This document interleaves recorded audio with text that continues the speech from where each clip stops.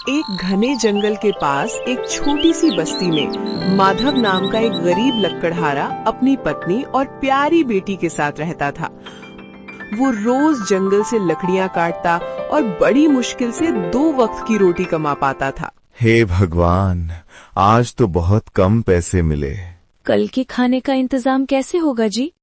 चिंता मत करो, कल मैं और मेहनत करूंगा, कुछ न कुछ इंतजाम हो जाएगा।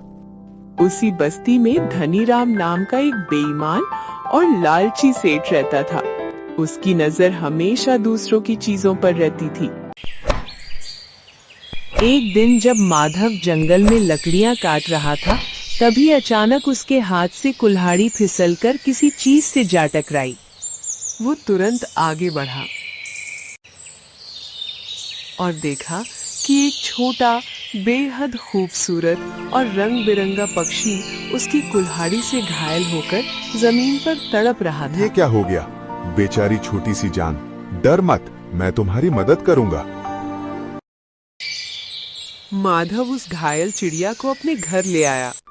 माधव और उसके परिवार ने चिड़िया की पूरी देखभाल की। चिंता मत करो, अब सब ठीक हो जाएगा।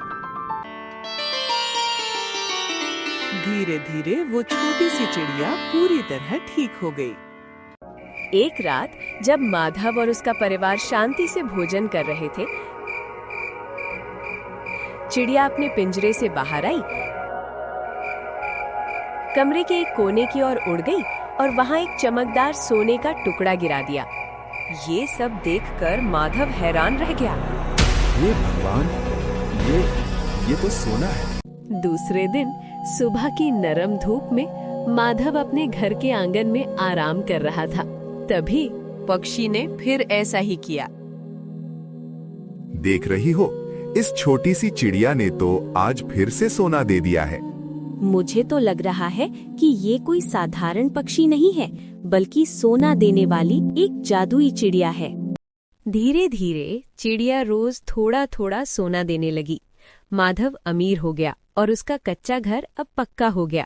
लेकिन माधव ने कभी अपनी धन पर घमंड नहीं किया। वो हमेशा जरूरतमंदों की मदद करता रहा। अरे काका, क्या हो गया? इतने उदास क्यों बैठे हो? क्या बताऊं बेटा, बरसात का मौसम आने वाला है और घर की हालत तो तुम जानते हो, चारों ओर से पानी टपकता है। काका, अब तो घर की मरम्मत करा ही लो। अरे बेटा, पैसों के बिना मरम्मत कैसे कराऊं? ये लो काका, इसे रख लो, इससे अपने घर की मरम्मत करा लेना।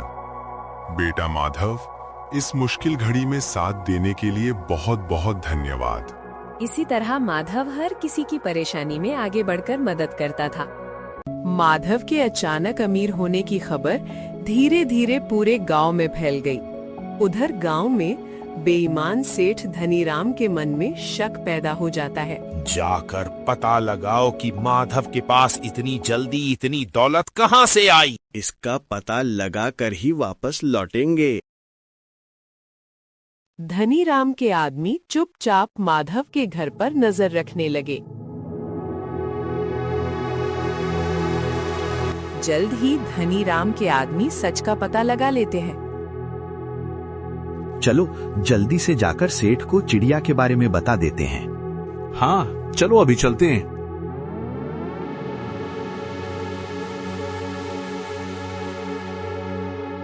अरे सेठ जी, हम तो बस आप ही के पास आ रहे थे। माधव के बारे में कुछ पता चला कि नहीं? अरे सेठ जी, बहुत ही अच्छी खबर लाए हैं। तो जल्दी बको मूर्खों। अरे सेठ जी, माधव के पास एक जादुई चिड़िया है जो रोज सोना देती है। ये सुनकर धनीराम का लालच और भी बढ़ गया। मेरे अलावा किसी के पास इतना धन कैसे आ सकता है?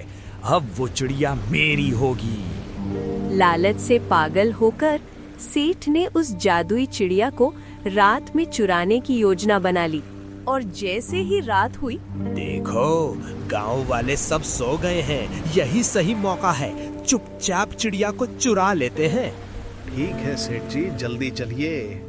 और इस तरह सेठ और उसके आदमी रात के अंधेरे में चुपचाप माधव के घर की ओर चल पड़े।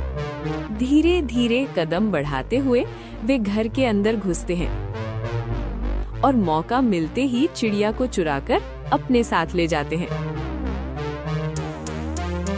अब ये चिड़िया मेरी है। सेठ अपने घर पहुंचा। उसने चिड़िया को एक आलीशान सोने के पिंजरे में रखा और इंतजार करने लगा कि वो सोना कब देगी। अब मेरी किस्मत चमकने वाली है। मेरे पास इतना सोना होगा कि गिनते गिनते थक जाऊंगा। इतना पैसा होगा कि लोग बस मेरा नाम ही लेंगे। सब कुछ मेरा, सिर्फ मेरा। लेकिन चिड़िया ने कुछ नहीं किया। उधर अगली सुबह जब माधव उठा, चिड़िया गायब थी। अरे सुनती हो, यहाँ देखो, हमारी चिड़िया और पिंजरा दोनों गायब हैं। हे भगवान, सुनो जी, मुझे तो लगता है हो ना हो ये काम जरूर धनीराम सेठ का ही है। तुम्हें ऐसा क्यों लगता है? क्योंकि मैंने सेठ के आदमियों को कई बार हमारे घर के आसपास घूमते हुए देखा है। उन्हें शक हुआ कि ये काम धनीराम सेठ का है, लेकिन उनके पास कोई सबूत नहीं था। उधर कई दिन बीत जाने के बाद भी चिड़िया ने सोना नहीं दिया। जल्दी से सोना दे दे, मेरे धैर्य की परीक्षा मत ले, तुरंत सोना दे। सेठ ने उसे डराया धमकाया, उसे महंगा महंगा खाना खिलाया, लेकिन चिड़िया ने एक पंख भी नहीं हिलाया। वो बस उदास होकर शांत सी बैठी रही। अब तू नहीं बचेगी। जैसे ही सेठ उसे मारने वाला था, चिड़िया अचानक बोल पड़ी। मैं सोना सिर्फ अच्छे दिल वालों को देती हूँ। तुमने मुझे चुराया है, इसलिए तुम्हें कुछ नहीं मिलेगा।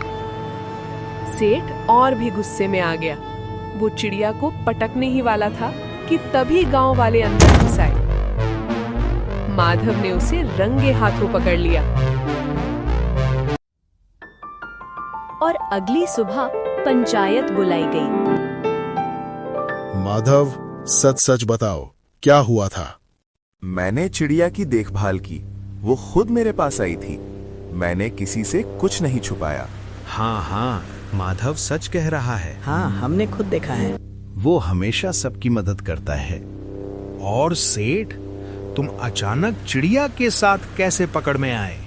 मैं तो बस उसे बचाने। झूठ मत बोलो सेठ, चिड़िया तुम्हारे घर से मिली और वो माधव की थी। सच सामने आ गया। सेठ की बेईमानी और लालच आज सबके सामने खुल गया है। पंचायत का फैसला है कि चिड़िया वापस माधव को दी जाए और सेठ को गांव के लिए भारी जुर्माना देना होगा। मैं अपनी गलती मानता हूँ और मैं गांव वालों से माफी भी मांगता हूँ। माधव को उसकी चिड़िया वापस में दे। माधव और उसका परिवार खुशी खुशी रहने लगे। माधव ने उस सोने का उपयोग स्कूल बनवाने और कुआं खुदवाने में किया, ताकि गांव वालों की मदद हो सके। सेठ धनीराम सबक सीख गया। सच्चा धन लालच में नहीं, बल्कि ईमानदारी और दया में होता है।